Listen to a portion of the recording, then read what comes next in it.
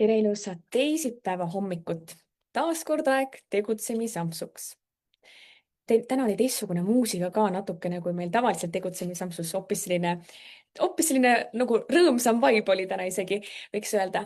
Ja mul on täna külas Lauri Linnamäe, kes on Notioni ekspert ja esimene Notioni administreerimise sertifikaadiga eestlane maailmas. Ma kohe pidin selle lause üks ühele maha lugema. Ja sa võid anda kommentaari, mis teada, et kas sina oled kuulnud Notionist või äkki sa juba kasutad Notionit? Mulle väga meeldis, kui me Lauriga just enne, kui me alustasime seda laivi, rääkisime, et tegelikult inimesed väga ei tea Notioni kohta midagi, et arvatakse, et sa lihtsalt pigem, kus sa kirjutad mingeid märkmeid, aga tegelikult on see kasulik tööriist, mis muudab töövoo märksa lihtsamaks. Ja mina mõtlesin seda, et kui mina olen raamatupidaja, siis mõtlesin, kas mul oleks üldse mingit projekti, mida ma saaksin sinna Notionisse üles kirjutada, et mina olen ka täiesti Notioniga võõras veel, ma olen kuulnud, et selline asi eksisteerib, aga ise ei ole sellega nii kokku puutunud, et midagi sinna viinud. Näiteks minul hetkel on raamatupidajana käes majandusaasta aruannete koostamine. Tegelikult mõtlesin, et hetkel ma kasutan Excelit, et ma kirjutan sinna kliendi nime ja siis, et kas mul see info on olemas, mida ma temalt vajan, et ma saaksin võib-olla seda projekti võib-olla märksa lihtsamalt juhtida. Et täna mul on nii hea meel, et Lauri saab meile näidata, kuidas siis Notionit kasutada enda kasuks muidugi ja kuidas see tegelikult ka lihtsustab. Et mul on nii hea meel, et te kuulate, Piia kuulab meid, Grete kuulab meid. Ja Grete juba ütleb, et tema on kliendiga kasutanud Notionit. Minul on ka üks klient, kes kasutab Notionit. Natukene ma midagi sellest tean, aga mul on hea meel, et täna saab Lauri sellest natuke lähemalt rääkida, kuidas Notion saaks aidata projekti juhtida. Tere, Lauri. Mikrofoni.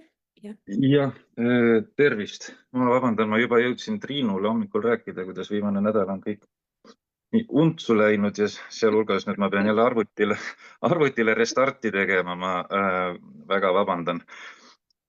Aga 20 minuti siis seda olulist nüüd ära mahutada on päris paras temp.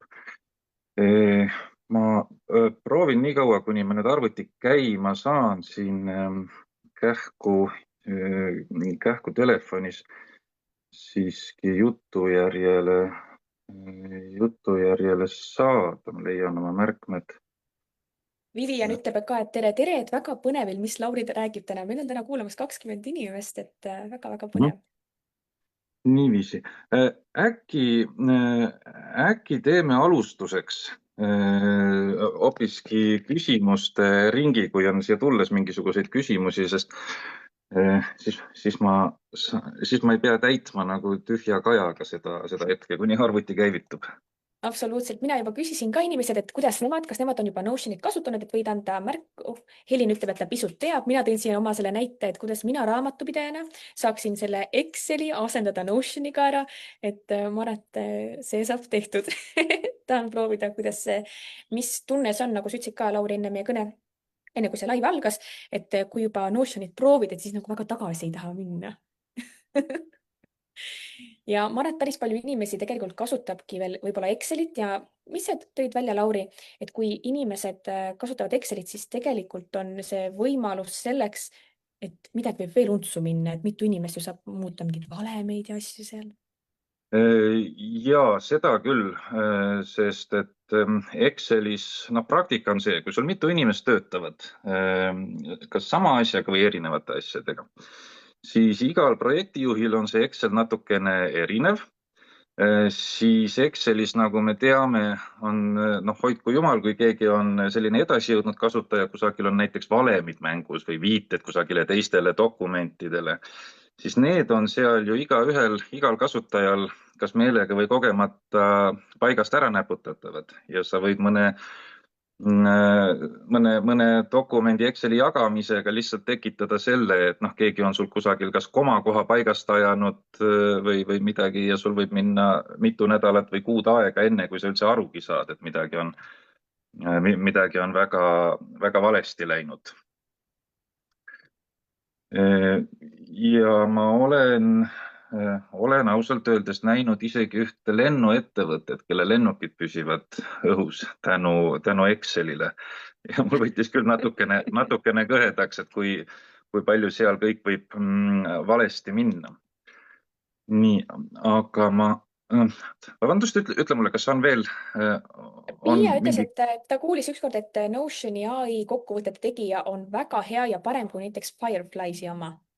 Ja kindlasti seal on nüüd tasulistes pakettides siis tehisaruga on kaasas Notioni koosoleku märkmed, jah.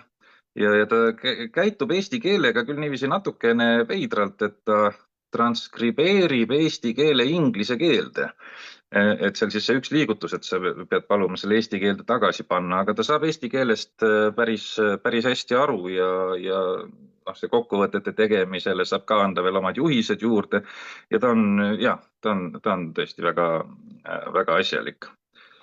Nii, aga nüüd ma vaatan seda oma õnnetut arvutit ja te peate mulle andestama, et ma vist pean hakkama minema ilma ekraani jagamata.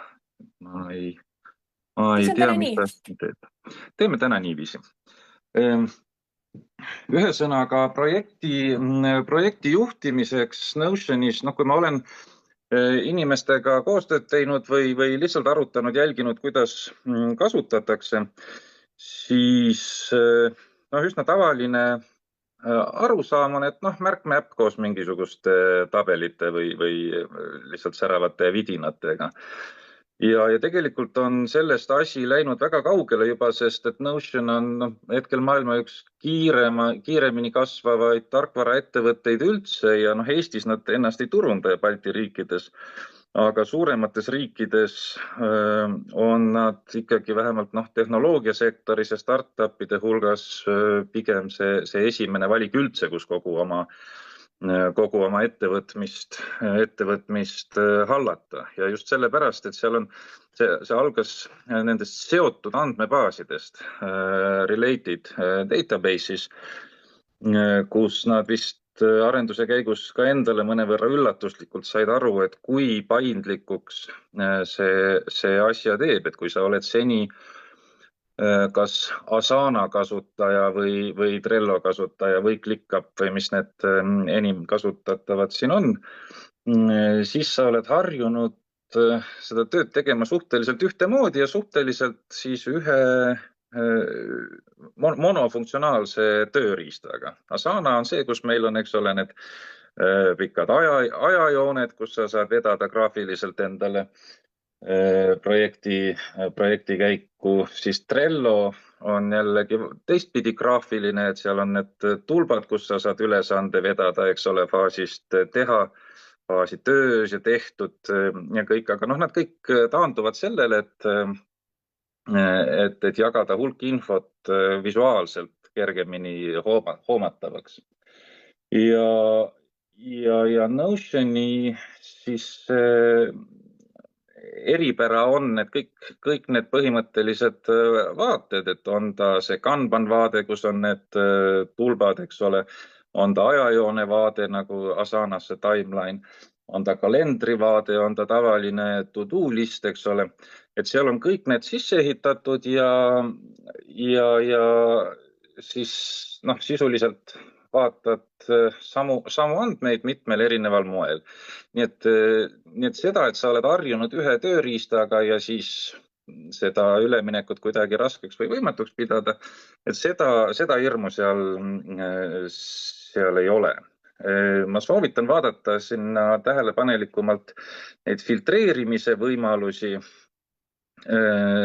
Nendega saab siis teha veel samast andmebaasist lõputult erinevaid vaateid, kui sa filtreerid näiteks ainult minule määratud ülesanded või sa filtreerid näiteks selle nädala jooksul lõppevad projektid, eks ju, et siis sa saad juba teha sellise dashboardi, kus on nädalatöö, kus on minu ülesanded ja nii edasi. Nüüd jah, ilma nende seotud andmebaasideta. Jah, kahjuks on seal teha vähe. Aga niikaua, kuni mul ei ole seda ekraani jagamist veel ees, kuigi miski siin vaikselt liigub, siis, siis ma soovitan kas teha endale kohe Notionisse lihtne to-do list, kus peaks olema enesestmõistetavad asjad, ülesande nimi, ülesande kuupäev kõigepealt. Noh, kui keerulisemaks minna, siis võib sinna ka mingisuguse prioriteetsuse panna. Kui on tiim, siis võib sinna ka iga ülesande selle täitja panna. Aga no põhiline, et ülesande sisu ja kuupäev oleks. Ja seal juba saab siis kas või selle kuupäeva järgi neid filtreerida. Ja kui nüüd kõrvale teha, et saada edasi lihtsast samusestki to-do listist natukene põhjalikumaks, siis teha kõrvale andmebaas projektid. Ja esialgu pole sinna projektidele vajagi mitte midagi muud lisada, kui seesama üks väli, noh, nii nagu seal avavaates on ta tõenäoliselt teil nii-öelda tabeli või noh, Exceli sarnasel kujul. Et kui lisate sinna ühe tulba, mille tüübiks on relation, see on siis see, kus ta seob ennast järgmise andmebaasiga. Ja valida see related database, siis seesama task list või mis iganes nime te sinna sellele panite. Küsin korra, Lauri, kas see Notion on tasuta või see peab olema raha eest võtma? Notion on tasuta nii kaua, kui sa kasutad seda üksinda. Kui sa kutsud enda tööruumi esimese külalise või lausa teise kasutaja lisad, siis ta läheb tasuliseks. Aga no, see on täitsa eraldi jutt muidugi, aga iseenesest Notion on küll üks väheseid tarkvarasid, kus mulle süda ei tilgu verd selle eest makstes, et seal vist, kui ma õigesti mäletan, see esimene tasuline pakett on suurusjärgus 10 eurot kuus või midagi niisugust. Ja selline, mis enamikule kasutajatest kuhjaga väärtust pakub business pakett oli äkki 20 eurot, aga seal sees on juba näiteks oli ta 4 tehisarumudelit, millest igaüks tegelikult maksab selline paarkümmend eurot kuus. Ja nendest Notioni tehisaru abilistest peaks tegema täiesti eraldi koolituse, sest et see on omaette suur maailm ja nad on väga-väga võimekad. Mul endal on siin nii, vabandust, Mina korra panin taustaks, et kui keegi meid vaatab, et siis Notion näeb välja selline, ma tegin just endale ka sinna siis tasuta kasutaja, et ta näeb mulle juba siin ka, et väiksed juhised, tere tulemast Notionisse ja ma näen juba, et Lauri sai vist enda arvuti ka, et varsti saab tema ka vast jagada, et iseenesest tundub, mina kusjuures tegelikult kasutan veel ka Todoisti, kui ma kirjutangi enda kõik need olulised asjad ülesse, et ma tegelikult saan aru, et ma saaksin kõik need asjad siia kirjutada, et nad oleks ühes kohas koos minu siis selle Exceli failiga ka, et ta teeks tõesti elu natuke mugavamaks, kui saaks mingi keskkonna ära jätta ja kasutada ühte keskkonda. Muidu on alati nii, et üks asi on ühes kohas, teine asi teises kohas ja võib-olla jääb mingi asi tähelepanuta. Meil näiteks peres on eraldi selline to-do list ja siis see asub meil üldse sellisesse asjas nagu Apple'i reminderites, siis mul lihtsalt märge, et mine vaata sinna ka, et tegelikult nii hea oleks need kõik ühendada. Ja Katrin küsib, et kas saab seda salvestust hiljem järgi vaadata, tõepoolest saab vaadata hiljem järgi. Paneme selle ka YouTube'i hiljem. Jah, saab kindlasti, sest nüüd selle tehnilise jama pärast kahjuks ma nagunii pean siin põhjalikumad juhised salvestama. See oleks jah hea, Aga kui sa saaksid teha näiteks sellise hiljem ülevaatliku video ja siis ma saan seda siia gruppi juurde panna ja lisaks veel jah, siia sellele YouTube'i ka. jah, jah, ma arvan, see on igati mõistlik. Jah. Aga et nüüd siin ilma siis näidisteta, nii palju kui see võimalik on selgitada, et siis mitte jääda selle juurde kinni, et Notion on nüüd üksnes ülesannete ja projektide tegemiseks, siis kui need esimesed kaks andmebaasi on omavahel ühendatud, siis siit edasi alles läheb asi põnevaks, sest mis projekti juurde veel kuulub? Noh, tõenäoliselt lepingud, eks ole. Lepingute andmebaas võib pidada Excelis, olen ka näinud väga suuri firmasid, kellel lepingud on Excelis, kogu aeg on üks suur häda, et lepingud lõpevad ära, nii et keegi ei märka, miski aegub. Siis on lepingutest mingisugused erinevad versioonid, keegi ei ole päris kindel, milline see PDF nüüd sinna digiallkirja konteinerisse siis sai ja nii edasi. Et siin on kõik võimalik seadistada, need automaatsed meeldetuletused, et noh, näiteks kuu aega enne lepingu lõppu saab, vot see töötaja saab teate. Siis järgmiseks, noh, mis sinna juurde kuulub, projekti juurde kuulub sageli hulk dokumentatsiooni. Noh, siis kui ma ettevõtetele vahel Notionist rääkima olen sattunud, siis küsin alati, kus on su tähtsuselt teine fail sinu äri jaoks. Noh, kellel on see põhikiri, eks ole, kellel on see missioon, visioon, kellel midagi nagu sisukamat. Aga variante on lõputult, sest et failid on peaaegu alati laiali boksides, Drive'ides, mailboxides, miski on tead Katrini arvutis ja Katrin läks juba tunamullu minema meie juurest. See on, ja Triinu ma näen läbi kaamera, see on koht, kus alati hakatakse muigama, tuleb tuttav ette ilmselt kõigile. Et samamoodi dokumendid, mis on seotud konkreetse projektiga või konkreetse valdkonnaga ja noh, loomulikult andmebaasides. Seda ma ei taibanud kohe alguses rõhutada.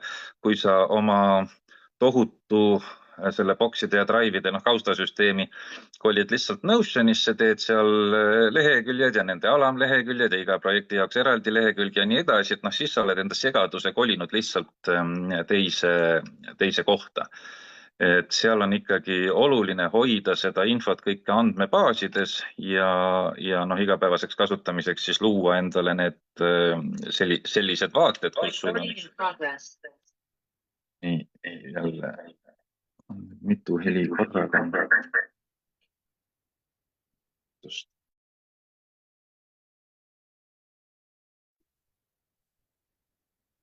Nii, on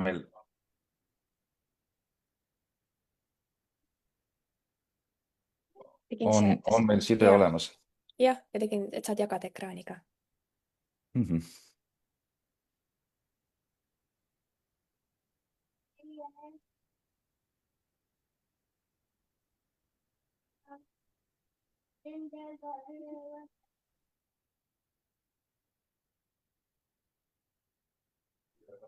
On hästi näha?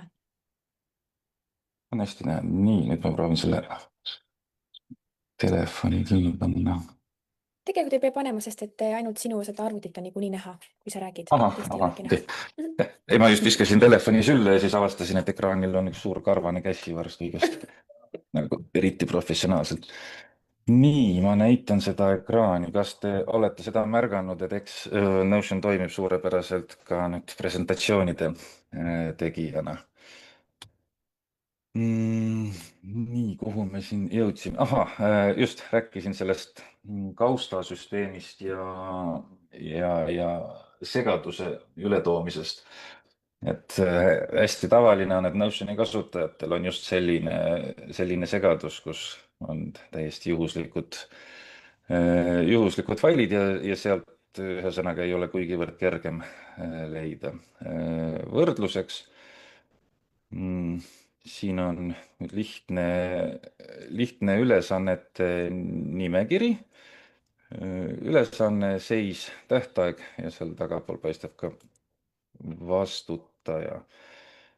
Nii, siin on nüüd vaated. Vaateid saab lisada, siin presentatsiooni režiimis ei saa, aga muidu siia tekib plussmärgikene ülesse. Siin on siis to-do listi moodi, saame märkida midagi tehtuks näiteks. Siin on see Trello moodi vaade ehk Kanban ajajoon. Ma panen korraks selle presentatsiooni vaate siiski kinni, et see ajajoon näeb välja selline. Ja on ka kalendrivaade, ehk siis lõputult tegelikult neid ehituskive, millest endale näiteks see igapäevane töö, mis ta siis on, dashboard, juhtpult, ütleme niiviisi. Ja seoandmed omavahel on selline peatükk. Siin on mul tehtud teine andmebaas, on pandud 2 projekti nimetust. Teeme näitlikult läbi, ma olen 2 minutit üle aja, aga siiski. Paneme kohe selle Ei pea kiirustama, võtame rahulikult, et meil oli siin neid viperusi, et rahulikult. Okei. Lisame siia relation välja, seome ta ülesannetega ja ma panen two-way relation, siis on ka ülesande juurde ilmub see seotud projekt, mitte ainult ühtepidi. Ja nüüd saame esimesele projektile lisada kohe siia juurde need ülesanded, mis kuuluvad sinna projekti juurde. Ja teisele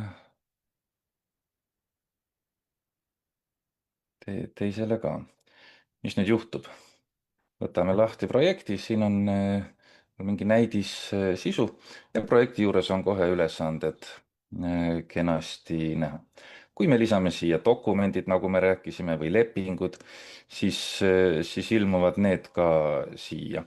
Me ei jõua täna puudutada, aga et tegelikult saab sellele projektile või ülesandele teha ka siit oma template'i, nii et kui sa teed uue ülesande, siis seal alati see vaade on sama, mis näiteks algab, ma ei tea, ajakavast, siis on projekti memo või ülesande kirjeldus.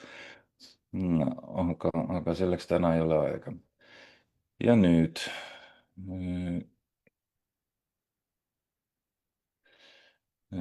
see, mida me praegu tegime, on see vasakpoolne olukord.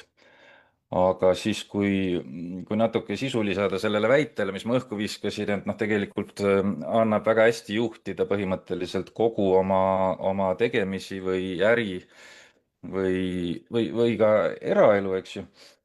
Et siis neid omavahel seotud andmebaase siin võib luua täpselt nii palju, et ongi juba ettevõtte siis operating system, business operating system, nagu seda viimasel ajal kutsutakse.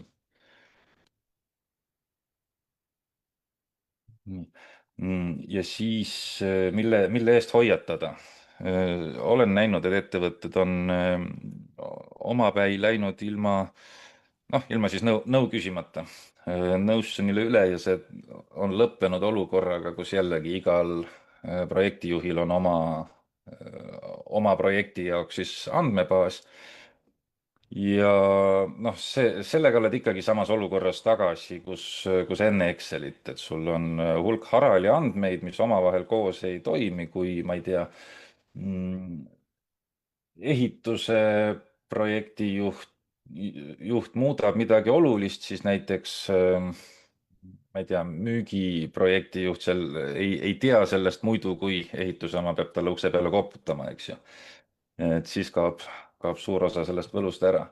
Et üks andmebaas ja ehituse projektijuhil on lihtsalt siis filtreeritud need vaated, et ta näeb enda osakonna tegemisi, müügijuhil see, et ta näeb enda osakonna tegemisi, aga et kõik on ühes kohas kenasti koos. Nii. ja ma mainisin siin enne dashboard'i. Jah, töölaud on see, mis ma talle eesti keeles leidsin. Tegin siin ühe hästi lihtsa näite, needsamad ülesanded, mis me siin lisasime. See on tõesti hommikul siin veerand tunniga kokku visatud. Kuna siin saab siis lisada leheküljele andmebaasist mingeid vaateid. Noh, ütleme, et siin on seesama ülesannete andmebaas, minu ülesanded, aga ta ei asu mitte sellel leheküljel, vaid siia leheküljele on toodud üks vaade sellest andmebaasist. Ma panen siia lihtsalt näite mõttes noh, suvalise andmebaasi, mis on ei, hoiame aega kokku. Siin minu ülesanded, siin on filtreeritud siis kasutaja kaupa ainult need, kus on juures minu nimi. Nad on siin ühes vaates staatuse kaupa, on nad grupeeritud staatuse kaupa, eks ole, siis kus on tegemata, pooleli ja tehtud ülesanded. Ja siin grupeerime nad projekti kaupa. Ehk siis need, mis ma teen. Siin on setting ute nupp, grupp, projektid. Ja läheb projektide kaupa ja siin saan ka otse nihutada neid ilma projektita jäänud ülesandeid. See, kus on täna teha, siin on filtreeritud, see triibuline kolmnurk tähendab siin filtri nuppu, filtreeritud ülesanded selle kaupa, mille tähtaeg on täna, this day. Võin siia panna ka this week ja siia tekkisid selle nädala ülesanded ja siin ma olen ka välja filtreerinud need, mis on reaalselt veel tegemist ootavad, ehk siis need, mis ei ole valmis. Lepingud siia juurde, lepingud saab siduda samamoodi kas projektiga või kliendiga. Siin on lihtsalt näidisinfo. Ja kes nüüd oma business't siin ajab, siis noh, korralik CRM tarkvara maksab ka väga palju ja enamasti, või noh, üksjagu palju.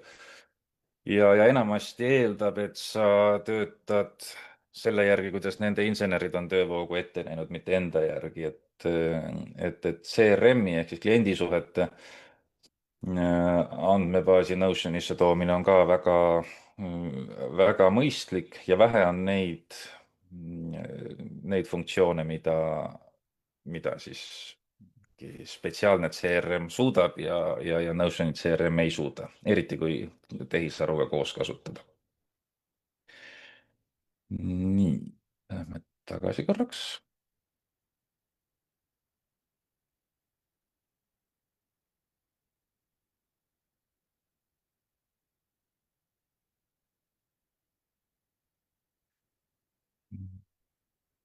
Ja ma näitan siin mõnda tööriista ka, mis ma olen teinud. Need ei ole nüüd ühegi konkreetse kliendi jaoks. Aga siin on niisugune, mille nimeks ma panin Takt OS, kus on üleval on näha projektid. Need on siis, eks ole, filtreeritud niiviisi, et aktiivsed töös olevad projektid. Siis on to-do list. Siin on jah, up next ehk siis kohe järgmised ülesanded ja tasks, okei, ta on jäänud timeline vaatesse. Siin on siis kõik ülesanded. Siin on koosolekute planeerimise moodul. Ehk siis, kui siin nagunii on see koosolekute transkriptsioon sisse ehitatud, et siis on mõistlik seda ära kasutada. Ka koosolekud käivad ju samamoodi kalendrisse nagu ülesanded. Ehk siis siin on see koosolekute planeerimise ja selle info töötlemise siis töövoog. Info töötlemist tähendab seda, et muuhulgas pärast koosolekut siis tehisaru rehkendab läbi koosolekul räägitu ja kui kellelegi näiteks lepiti kokku mingisugused ülesanded, siis määrab need kohe tema task listi. Ja kui tehti näiteks mingi projekti kohta olulised otsused, need on ka asjad, mis alailma lähevad kaduma, siis lisab projekti juurde sinna otsuste lahtrisse ka ja tekib selline noh, siis otsuste ajakava. Ja dokumendid ja kliendid on ka juurde lisatud. Mm, Üks asi, mis on praegu töös, see on natukene põhjalikum, aga parametoodika on selline, mis aitab just sellest info laialivalgumisest ja killustumisest hästi üle saada. Para on lühend Projects, Areas, Resources ja Archive ehk siis igale infokillule, mis sa sisse kannad, noh, antud juhul oma Notionisse, on üks loogiline koht. Ja noh, siin projektide alt avanevad siis projekti ülesanded ja nii edasi, siin on juba ka projektide edenemine, tänased ülesanded, nädala ülesanded, kõik pikem task list. Et need on juba sellised süsteemid, seda Paraglide'i ma kasutan iseenda nii töö kui eraasjade joone peal hoidmiseks ja selle ma varsti teen ka avalikuks, kui on tunne, et on piisavalt hästi välja tulnud. Nii. Triin, me ei kuule sind.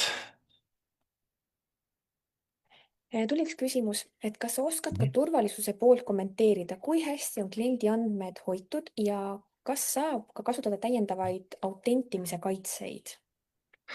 Jah, saab siis, kui nüüd minna Enterprise paketi peale, see oli midagi kasutaja kohta mingisugune, kas äkki 30 eurot kuus või midagi niisugust. No autentimiskaitseid saab kasutada tegelikult ka madalamates pakettides, aga need piirduvad lihtsalt siis sisselogimisega. Et ütleme, kasutaja saab või see külaline või klient saab mingisuguse lingi, logib sisse, noh, sellest hetkest on tal siis tasuta Notioni kasutaja ja pääseb ligi sinna, kus vaja. Nüüd põhjalikum andmeturve, ta vastab igati GDPR-ile, vajadusel saab andmeid hoida Euroopa Liidu serverites. Kõiksugu olulised sertifikaadid on tal olemas, nii et noh, kui sa SharePointis julged hoida või Google Drive'is, siis siin ammugi. Ja seal on juba andmete turvamiseks ja autentimiseks ka palju põhjalikumad lahendused. Monika küsib, kas kolmepoolset lepingut minu, panga ja kliendi vahel on turvaline siis sinna laadida? Kui ta on sul Mailboxis või Drive'is piisavalt turvaline, siis kindlasti. Tähendab, jah, on küll ja siin nagu ta enamasti kipub olema, et see nõrgim lüli ei ole mitte infosüsteem, vaid inimene, et siin peab hoolega lihtsalt jälgima, mida, kuidas jagada, et miski ei jääks noh, ilma lõpukuupäevata kusagile avaliku interneti kättesaadavaks ja nii edasi. Aga kui sa jah, kuskil avaliku lingiga midagi nüüd ringi ei lehvita, siis igati turvaline. Noh, minu enda kõik lepingud, sealhulgas konfidentsiaalsed, on ka siin. Aitäh ja Vivian küsib, et Notion on pigem veel tundmatu maa Eestis, et kõrvalriikides on Notioni konsultant vähe tuttavam termin. Milline on sinu kogemus, kas ja kui palju näed, et Eesti ettevõtjad otsivad selliseid lahendusi näiteks Notioni näol? Probleemid on väga selgelt olemas. Tähendab, see peamine probleem, mida üks hea Notioni süsteem lahendab, on info killustatus. Ja on selline termin nagu toggle tags, ehk siis noh, uuringud näitavad, et see kontekstivahetus, see, et sa hüppad Outlookist kusagile brauserisse ja siis hüppad Wordi ja kõik, et iga selline oluline kontekstivahetus keskmisel digitöötajal viib produktiivsuse alla umbes 20 minutiks. Ja sellised asjad päeva peale ja nädala peale kumuleeruvad, pluss väga huvitavat uuringut nägin hiljuti, et keskmisel siis noh, peaga töötaval inimesel, kes valdavalt kasutab arvutit, eks ju, pidi olema umbes 19% tööajast, pidi kuluma selle õige info juurde jõudmiseks, selle otsimiseks ja siis sinna jõudmiseks. kui te nüüd ise mõtlete ka kõik need kaustasid pidi surfamise ja siis mailbox'ist otsimise ja kõik kokku, noh siis hetkest, kui seda märkama hakkad, saad aru, et seda on päris palju. 19%, see on üks tööpäev nädalas. Ja kolmas siis tõesti see, et õigele vajalikule infole selle ülesleidmine digi digisegaduse hulgast on raske. Et neid probleeme Notion väga hästi lahendab. Me ühele kliendile tegime siin, kellel läksid Pipedrive'iga suusad risti, küsisid mult, et kas oskad Notionis Pipedrive'i funktsionaalsuse järgida ja no muidugi oskasime, see ei olnud isegi väga keeruline. Siis vaatasid, aga noh, kui sul potentsiaalsed kliendid on juba andmebaasis, eks ju, et siis võiks ka olemasolevad olla. No tegime CRM-i sinna ka juurde. Et müügitorus sul tuleb uus müügivihje sisse, keegi müügimees peab midagi tegema, eks ole, ehk siis noh, tegelikult task management.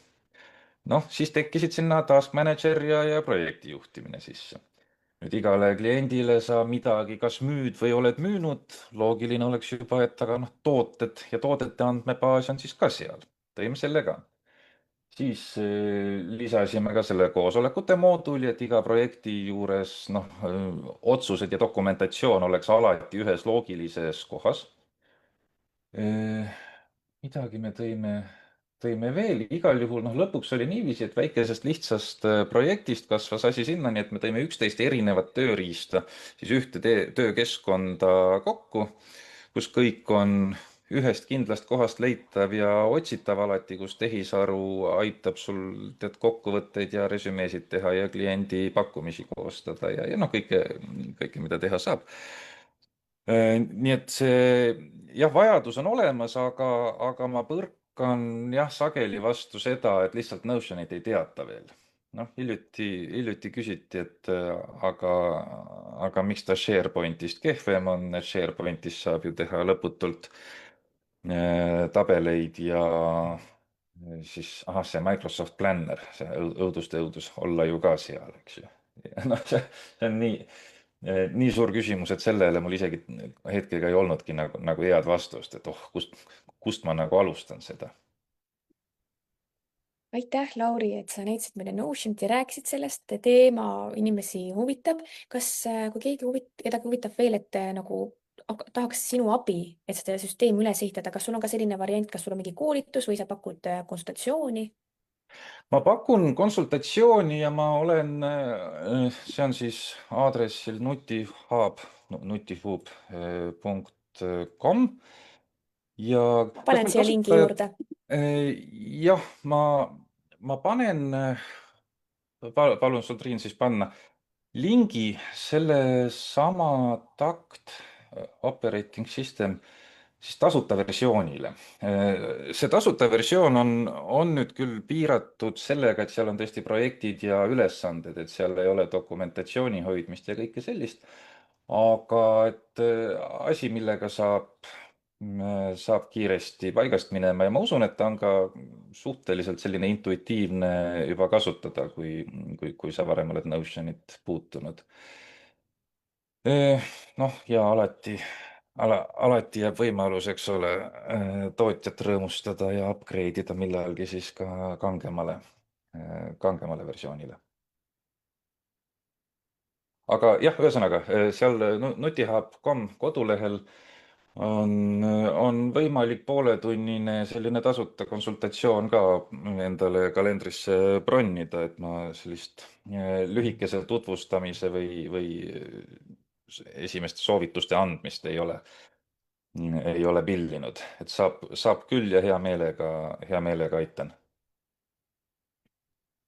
Aitäh, Lauri, et sa võtsid aja ja ma jagasin seda NutiHub Notion site Takt OS Lite'i ka siia linki, et inimesed saaks seda vaadata, uudistada. Ja siis selleks teisipäevaks kõik. Aitäh, Lauri, et sa tulid ja aitäh ka kuulajad, meil lõpuni 30 inimest, et tõesti see teema väga kõnetab, rõõm kuulda. ja Vivian ütleb ka väga äge amps, tänud, Monika ütleb tänud, Heilin ütleb aitäh, Piia ütleb aitüma, väga huvitav keskkond ja kohtume juba järgmisel nädalal kell 10 siinsamas grupis Veebikooli ettevõtjatele tegutsemisampsus. jah, suur tänu, nägemist.